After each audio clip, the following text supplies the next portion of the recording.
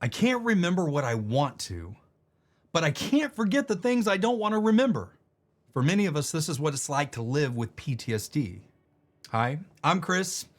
I'm a survivor of childhood trauma and former police officer, and I have seen my fair share of crap. I've faced many traumatic experiences, but nothing could have prepared me for how PTSD would aim to rob me of the happiest parts of my life. The parts untouched by trauma. The parts I wanted to remember the most. PTSD stole my memories, but I found a way to fight back. On this channel, I share my own journey and the power of getting back up. No matter the way or how many times life has knocked you down, there is always hope. I am just an imperfect man trying to do something positive with my own negative experiences. My heart is to shine light into dark places and share what's worked for me so that no matter what you're going through, you can know that you're not alone. Each page in this book holds a piece of my past. And this is how I've learned to piece together the fragments of my life and hold on to the precious moments that I feared would be lost forever. This is my journal, and I can't live without it.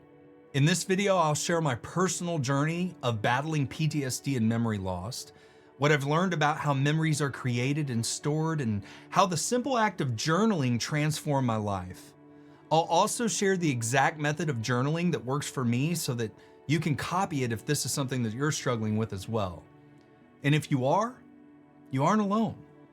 Stay with me, because what I'm about to share could be the game changer you've been looking for. And hey, if you're watching and you already have your own journaling method, comment below and share your story. Look, our stories have power, and it could be that little bit of extra encouragement someone else needs to start their own journey of healing today. Be part of the journey. As I stated in the intro, I had some really rough parts in my childhood, and I served as a police officer for 15 years. Put those together and yeah, this is what you get. So being fully transparent, I've made myself some notes that I'm gonna do my best to follow so that I can be clear and concise, but some of this stuff is not stuff that I typically talk about. You know, it can be very emotional for me. I'm gonna do my best to kind of do it as clearly and concisely as possible without getting too emotional, but please bear with me. Yeah, it's not stuff that I talk about a lot. As I stated in the intro, I had some really rough parts in my childhood, and I also served as a police officer for 15 years. Throughout my career, I responded to many terrible and tragic calls, many of which involved children. But I was able to compartmentalize them, and for a long time, they had minimal impact on my day-to-day life. They were terrible, they were tragic, they were sad, but they weren't affecting me in ways that I couldn't really control, right? I was able to put them in their little box, and that's kind of where they lived. However, on December 4th, 2013, everything changed. That day I was working a day shift as a police sergeant when a call came in about a child who had fallen into the river. I was one of the first responders, and I was also the commander of the scene. We ended up pulling a 2-year-old little boy from the river and performed life-saving measures, but ultimately, you know, we lost him. We couldn't save him. That day was also my son's second birthday. I'd spent the entire day up to that point thinking about how we'd be celebrating my son's life that evening at his birthday party. And then I found myself watching helplessly as another little life slipped away. The child had very similar facial features, and just his overall features were very similar to my son's. And he was even wearing pajama bottoms that were my son's favorite pajama bottoms. He wore them around the house all the time. When I got home that evening after this event occurred, I immediately told my wife, hey, I described the pajamas and I said, you got to get rid of those. I knew that I wouldn't be able to see those anymore, right? Like I knew that much, but I didn't know just how much that call would impact me until a few days later, I experienced my first severe flashback. My son came walking out of his bedroom. He walked around the corner and he was wearing pajamas, and he was a totally different pair of pajamas at this point, but they had a little cuff down at the ankle, kind of like a sweater sleeve to keep the pant legs from falling down under the kids' feet, you know, and making them trip and everything. And it was that little tiny detail, the cuff, that triggered a vivid memory of the incident, you know, days before. Suddenly I was back on the riverbank. Like I could smell the river, the mud, and I saw that child there. From that moment, I began to experience like intense dreams, nightmares, and other trigger events during the day. I would even see my son's face there at the river, and vice versa. I would see the other child's face when I looked at my son.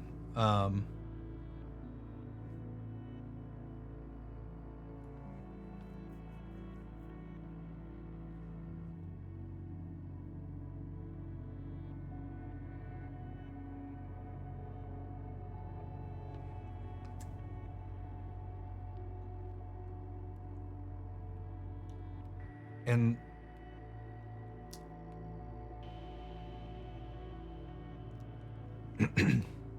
and as I would experience various triggers, suddenly calls from my past that I'd always been able to, control and that never had really affected me that way were now haunting me. It was like all of those little boxes I used to compartmentalize all the bad stuff in, it was like the little retaining walls, that kind of held everything in its place. It was like all those retaining walls had crumbled down, and suddenly like the floodgates of trauma were just open in my mind. Shortly after that event, I experienced some additional trauma that completely shattered my spirit and self-confidence. I began to experience severe panic attacks, and I struggled to go into places where there were large gatherings. So like I've gone to church my entire life, and we go to a pretty big church, and I couldn't even go to church anymore. And at my lowest points, I'd all but given up on life because I believed I was broken to the point that I could literally no longer be useful to anyone. I couldn't be useful to my wife, my children. But I tried, man. I tried to keep fighting, and I searched for hope in the happy moments of my life.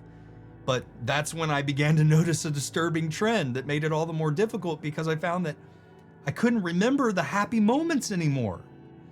If we would go on a family vacation or experience some type of joyful event or moment with my wife and kids, all of those memories would just fade so quickly, while all these traumatic memories just, lived vividly in my mind. And it was also really discouraging because I used to have a really good memory. I was even the valedictorian of my police academy because I had the ability to just read these different laws, and I could remember all the details about them, and policies and everything like that was always one of my strong suits. Now, suddenly I'm in this position where I'm realizing I can't remember the best parts of my life anymore.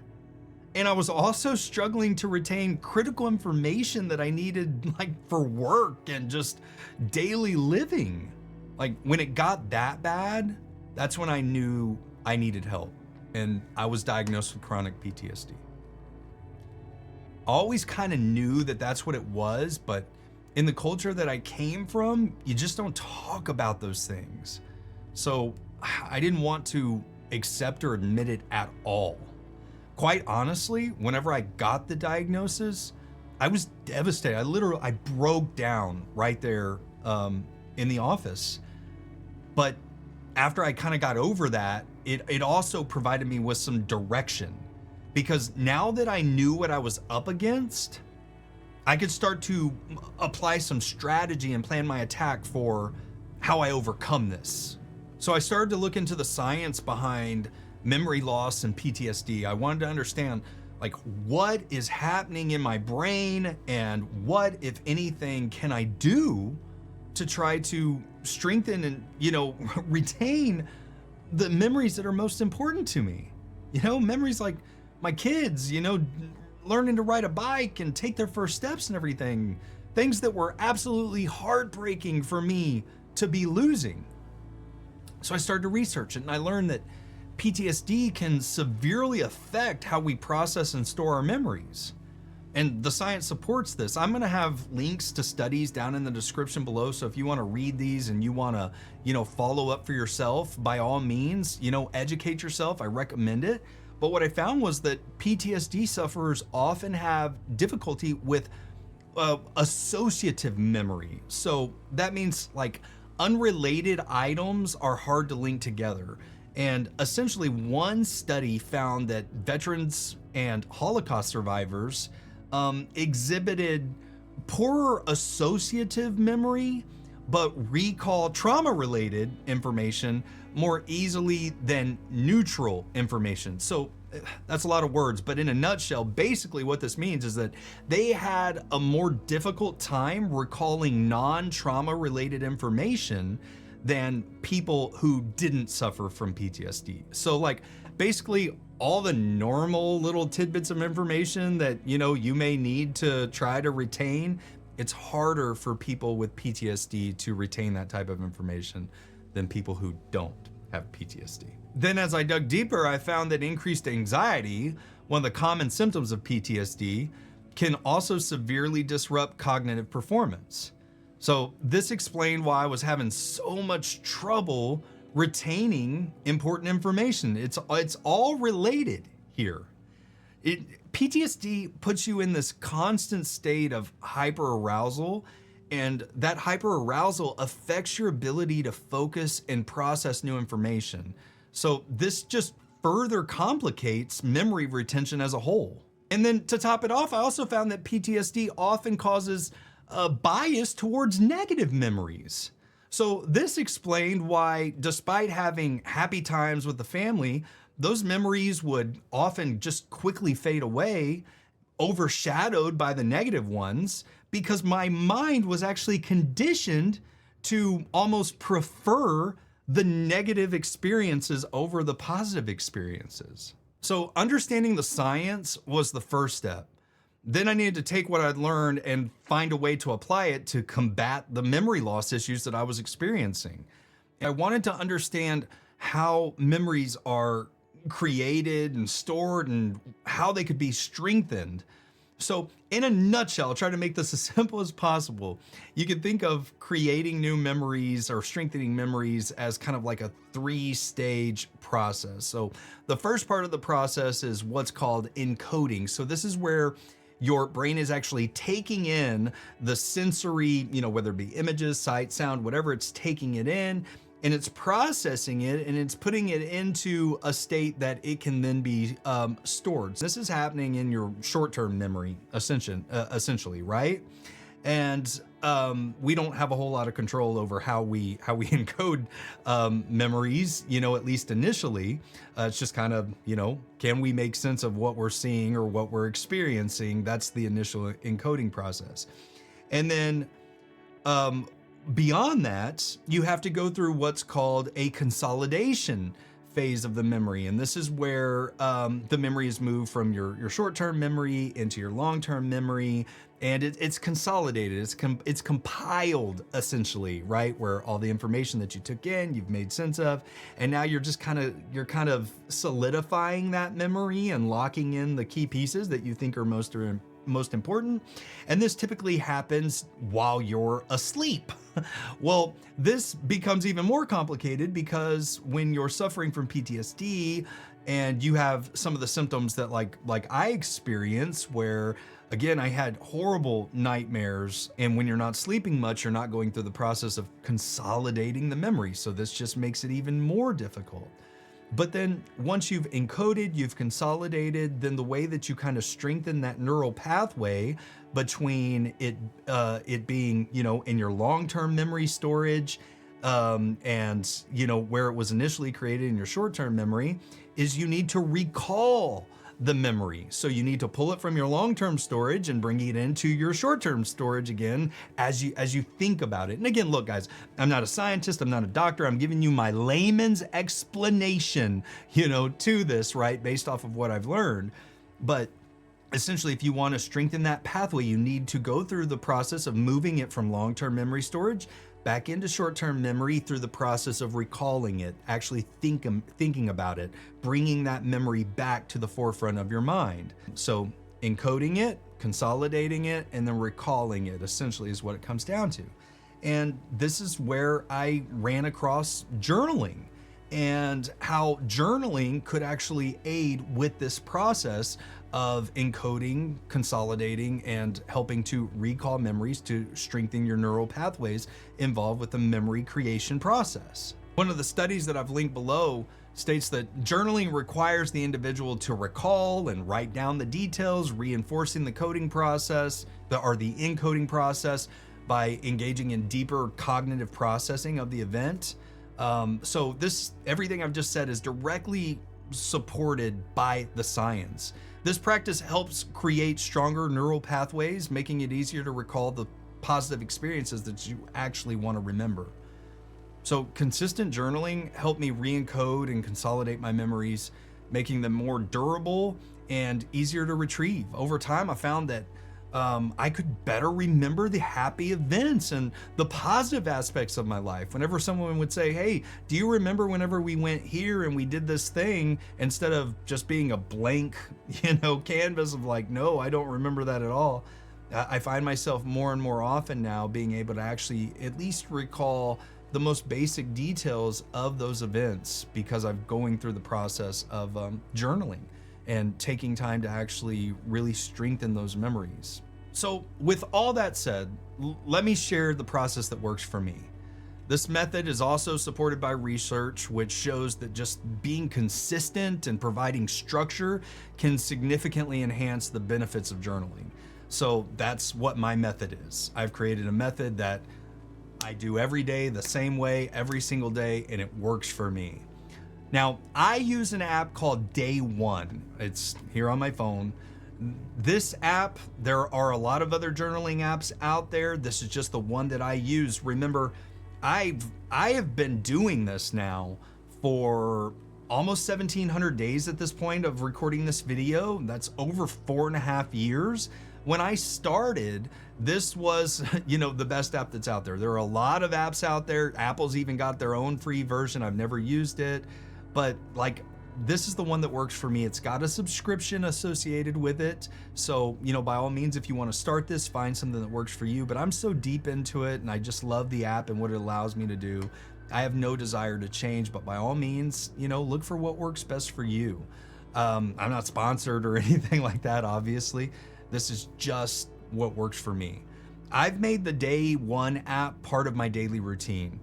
And like I say, I've been doing this for over 4.5 years at this point. So it's working for me. Some of the things that I love about the Day One app is it allows me to add photos and videos and of course text entries, but I'm also able to create my own templates in it. And that's one of the things that I've done is I've created a template that I use for my journaling process every single day. So to describe what my journaling process looks like, essentially what I do is every morning I go in and I record the events of the previous day. So let's just say today is Monday the 15th.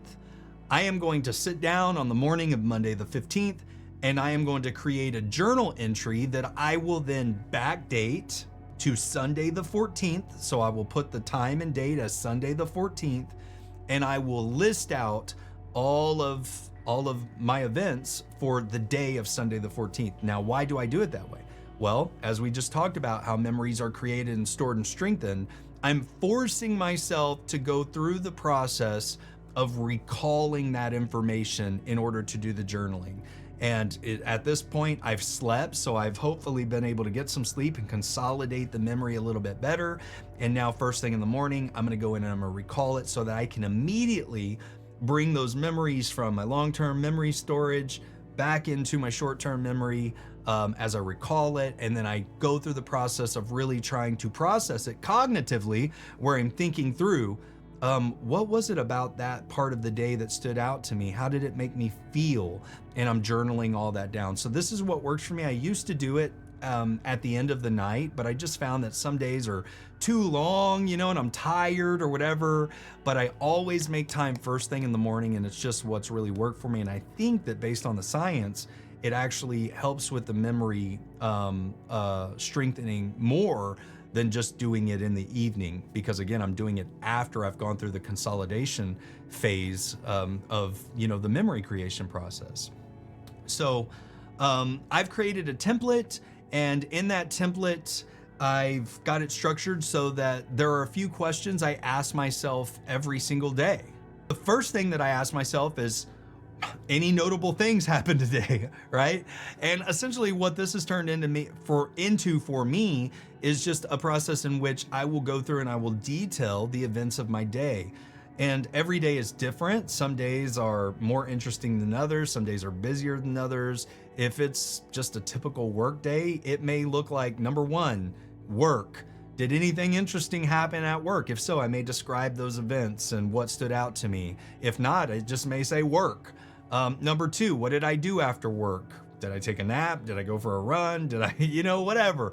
I'll describe that, and I'll just do it throughout the entire day. And I will try to actually detail what stood out to me, if I took any pictures that were maybe associated with those events, or if I had any specific really strong feelings about the event. So if I was with family or friends and I just, in my heart, I feel like, man, I love that time with them, I'll try to write that, because I want to associate the emotion to the memory. But again, every day looks different. Some days are pretty short and I don't have any pictures. I don't have anything because I just didn't do a whole lot, right? And other days I may spend, 20 minutes journaling because so much happened. But that's the first step, is I'll just kind of list out what were the events of the day that stand out to you and that you want to make sure that you remember going forward. The next question that I ask myself, which I think is pretty specific to like my personality, is what made you laugh today? Laughter is a huge part of my life. It's something I value so much. And honestly, whenever I really laugh at something, it's funny. Most of the time it's funny because I don't laugh at, just kind of like, passively funny things. I really laugh when things are actually funny. And I just appreciate good humor. So I want to remember what made me laugh, because if I laugh, chances are that was one of the highlights of my day, was actually having something to laugh at. And there are days where I'll just say, like, I don't remember laughing today, and that's what I've got to put there. But if there was something that made me laugh, like a meme or, a joke or an interaction with somebody, I want to make sure that I record that. Because those humorous moments, when I look back on them, years later, I think back on them, they'll always be funny to me. And I want to make sure that I remember those. And then the last thing that I ask myself is, what was the best part of your day? And again, this goes into some of the research behind strengthening memories by tying, emotions to them, having strong emotions tied to them. And if I can think through, like, what was the best part of the day? What made me feel the happiest, or what brought me the most joy, or what made me the most proud, whatever it was, right? Like if my kids did something that just really made my heart beam, I want to remember that. So I'll take the time to really think through what stood out to me the most about this part of the day, and why was it the best part of your day, and I'll record that. Over the years, I've tried all different things with journaling, but this is what I've landed on. It's what works best for me. I can do it, in just a little bit of time in the morning, again, maybe up to 20 minutes at the most, but most of the time I can do it in 5 to 10 minutes, and then it's done and it serves the purpose. And I also have a secondary journal where if something really eventful, has impacted me personally on an emotional level, and I just really need to kind of like get my thoughts and emotions out on that event, but I don't want it to be part of my main journal, I do have a secondary journal, digital journal within the Day One app that I can kind of do that in as well. And it's private and I've got it locked down and everything. But I don't do that a whole lot anymore. It's very rare that I have to use that one, I guess, because life's going pretty good. But if something significant does come up that I don't want to be part of the main journal, I will include it in that one. So again, I've tried a lot of things. I used to journal in the morning and kind of journal about like my daily outlook, what I wanted to accomplish, what I thought I was going to get done. And then I would journal in the evening and kind of compare, did I do what I wanted to do? Tried that for about a year. Ultimately, I decided it was just too much. I was journaling twice a day and then 3 times if I was putting something into the emotional journal. And I wanted to find a way to just make it more sustainable. But then ultimately, what I really landed on was I wanted to find a way to journal that would allow me to leverage one of my favorite features of Day One, which is the ability to take my digital journal and print it out into physical books like this. So this journal right here was actually made based off of the entries that I made in my Day One app. And you can see this is a hardcover journal here. And if I open it up, and skip through, you're gonna see, all my various little pictures and memes and stuff like that in there. And I love this. I love this. If you notice on here, this is September 2021 to December 2021. And what I found is that by journaling once a day like this, it typically takes me 3 of these books to do an entire year. And I don't know, there may be $35 or $40 to print out one of those books. And that may be too expensive for some people, but $120 for a year's worth of memories, it's totally worth it to me.